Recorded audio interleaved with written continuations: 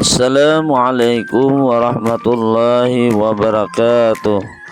Teman, sahabat, serta saudaraku di mana saja berada, semoga selalu dalam rahmat serta kasih sayangnya Allah Subhanahu wa ta'ala. Pembicaraan kita kali ini mengenai sikap bakhil dan tidak mau berinfak. Allah Subhanahu wa ta'ala tidak akan memberikan harta yang hanya disimpan oleh pemiliknya dan enggan untuk menginfakkannya, karena perbuatan tersebut adalah perbuatan bakhil yang sangat tercela dan dibenci. Allah Subhanahu wa ta'ala dan Rasulnya tidak menyukainya. Demikian pula halnya dengan manusia, sebab bakhil adalah seruannya syaitan, sebagaimana yang disebutkan dalam firman Allah, asy-syaitanu ya'idukumul faqra wa ya'murukum bil fahsya'i wallahu ya'idukum maghfiratan minhu wa fadla wallahu wasi'un alim.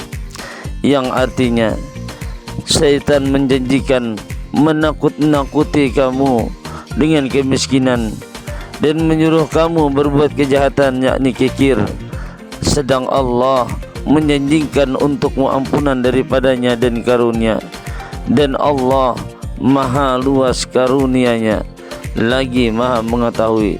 Surah Al-Baqarah ayat 68. Orang yang bakhil jauh dari Allah, jauh dari manusia, jauh dari surga, dekat kepada neraka. Dalam hal ini Rasulullah sallallahu alaihi wasallam bersabda, as-sakhiyu qaribun minallahi azza wa jalla, qaribun minal jannati, qaribun minan nasi, ba'idun minan nar, wal bakhilu ba'idun minallah, ba'idun minal jannati, ba'idun minan nasi, qaribun minan nari.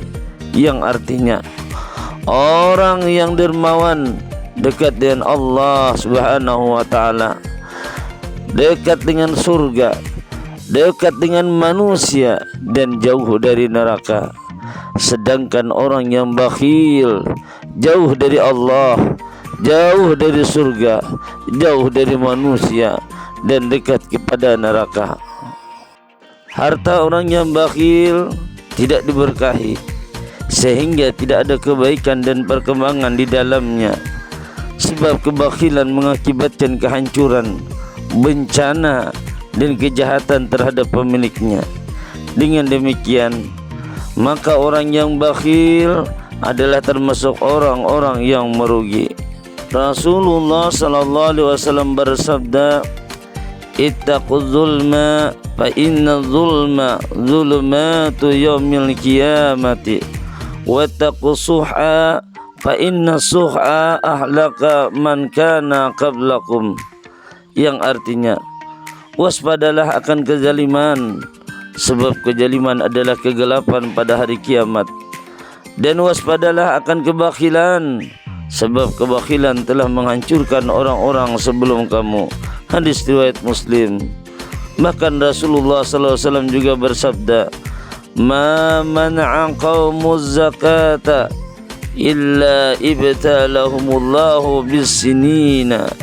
Yang artinya, tidaklah suatu kaum mencegah zakat, tidak membayarnya, kecuali Allah Ta'ala akan menurunkan bala kepada mereka berupa muslim pacaklik. Hadis riwayat Tabrani. Rasulullah sallallahu alaihi wasallam bersabda, mani'uz zakati fin nari yaumal qiyamati. Yang artinya, orang yang tidak membayar zakat akan berada di dalam api neraka pada hari kiamat kelak. Hadis riwayat Tabrani.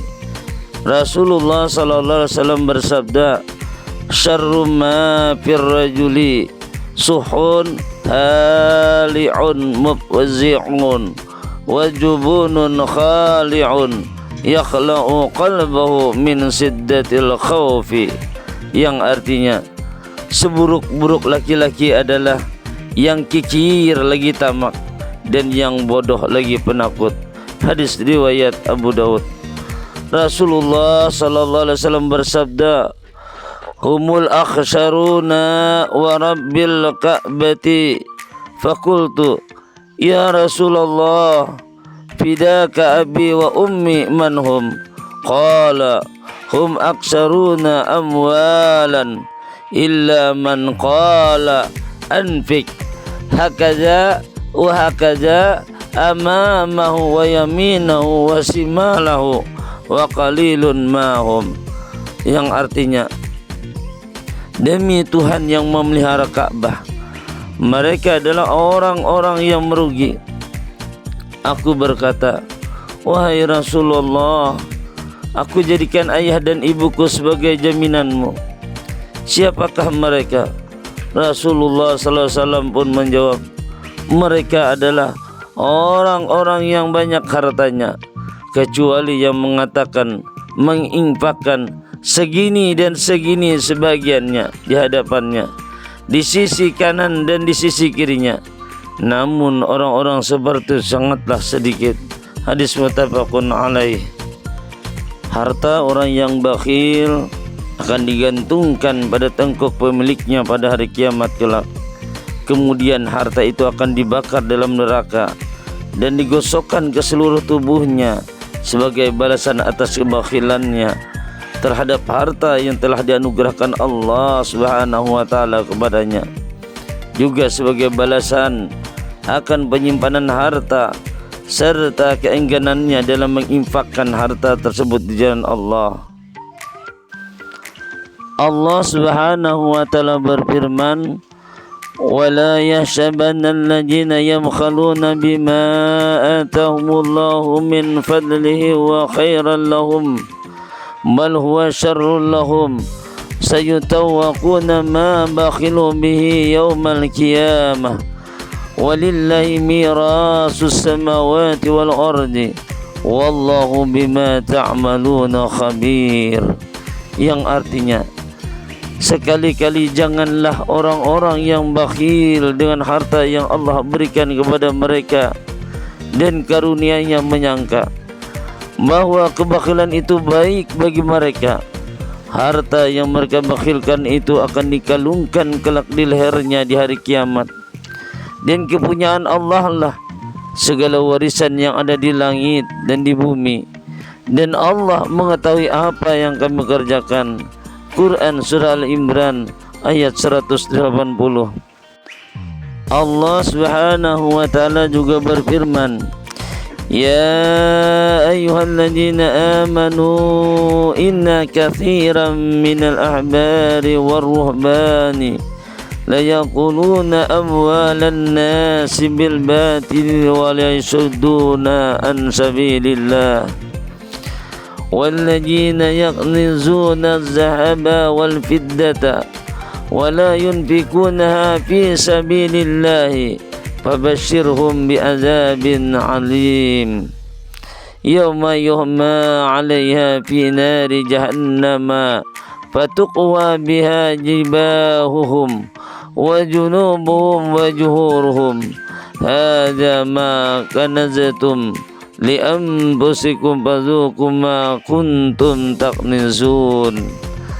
Yang artinya, hai orang-orang yang beriman, sesungguhnya sebagian besar dari orang-orang Yahudi dan rahib-rahib Nasrani benar-benar memakan harta orang dengan jalan yang batil, dan mereka menghalang-halangi manusia dari jalan Allah.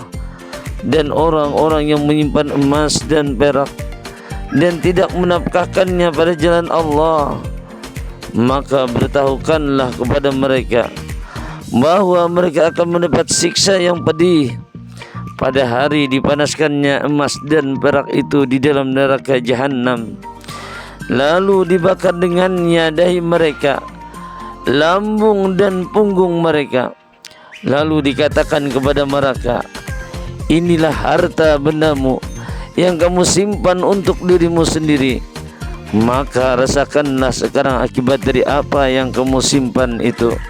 Quran Surah At-Taubah ayat 34 sampai 35.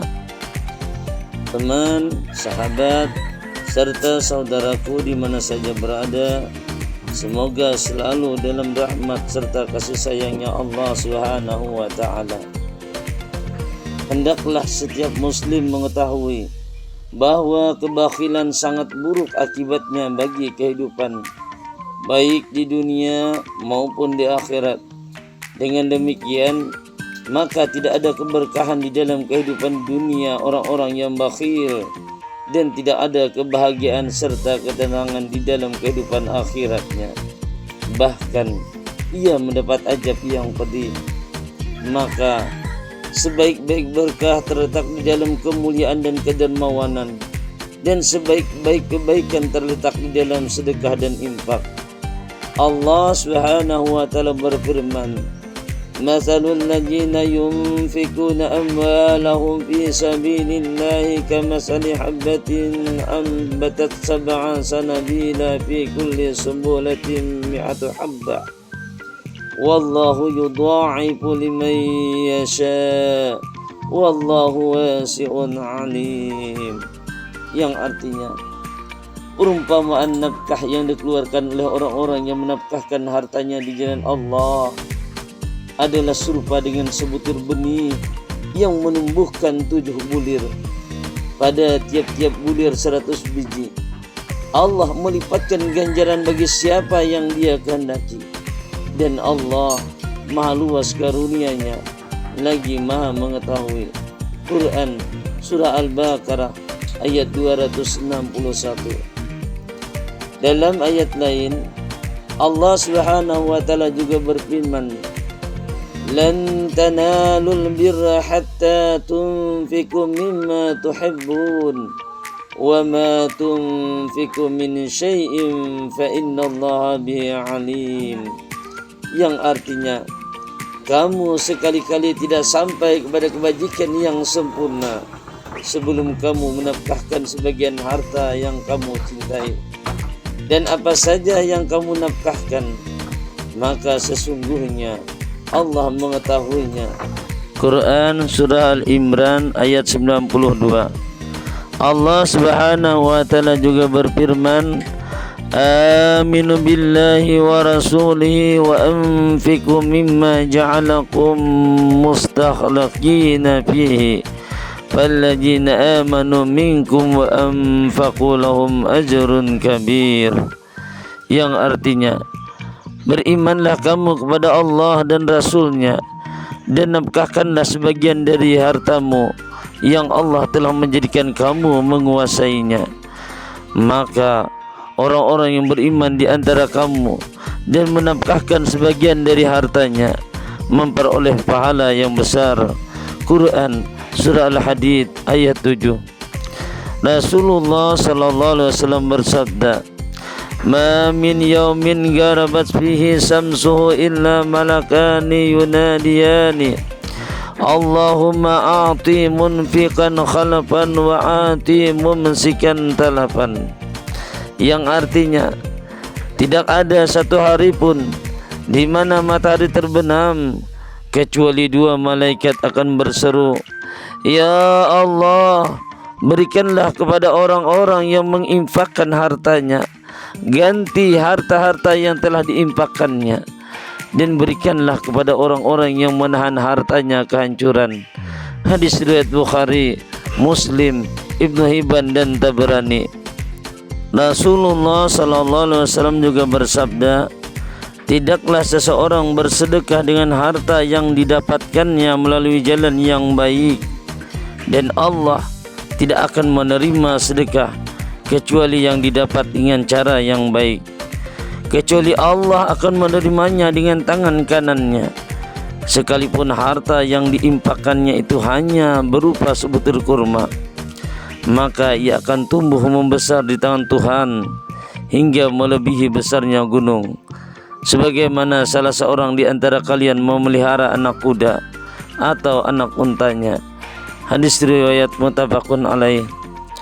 Rasulullah sallallahu alaihi wasallam juga bersabda, "Yaqulu ibnu Adam mali wa hal laka min malika illa ma akalta fa abadaita aw labista fa ablaita aw tasaddaqta fa amdaita, yang artinya manusia akan mengatakan, hartaku, adakah engkau mendapatkan manfaat daripada hartamu kecuali yang engkau makan lalu engkau buang, yang engkau pakai lalu engkau musnahkan, dan yang engkau sedekahkan lalu engkau abadikan. Hadis riwayat Muslim.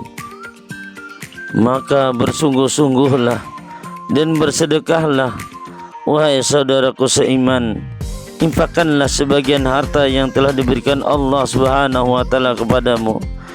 Niscaya Allah Subhanahu wa taala akan mengganti harta yang engkau infakkan tersebut, menambahkannya dan memberkati seluruh kehidupanmu. Wallahu a'lam. Assalamualaikum warahmatullahi wabarakatuh.